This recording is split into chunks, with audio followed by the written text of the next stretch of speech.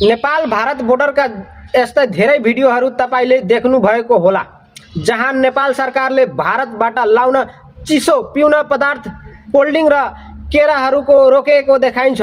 तर के तपाईले यसको पछाडिको असली सत्य थाहा छ? एक पटक भारतीय कोल्ड ड्रिंकमा प्रयोग हुन सामग्री इन्ग्रेडिएन्ट्स हेर्नुहोस् र नेपालको कोल्ड ड्रिंकको सामग्री हेर्नुहोस्। वास्तवमा भारतीय कोल्ड ड्रिंकमा प्रयोग हुन केही तथ्यहरू नेपालको खाद्य सुरक्षा सेफ्टी फूड नियम अनुसार प्रतिबद्ध छ। त्यस्तै केरा पकाउनको लागि जुन केमिकल प्रयोग गरिन्छ त्यो पनि नेपालमा पूर्ण रूपमा ब्यान्ड छ। त्यहाँ खाद्य सुरक्षा लिएर निकै कडा नियम छन्। त्यसले धेरै भारतीय उत्पादकहरू जस्तै मसाला र प्याकेटका खानेकुराहरू पनि गुणस्तरीय चेकमा फेल भएपछि नेपालमा रोक लगाइएको हो। मिडियाले यस बारेमा खोज तलास गर्दैन, मात्रै केरा जान दिएन वा कोल्ड ड्रिंक कियो भनेर हल्ला गर्छ।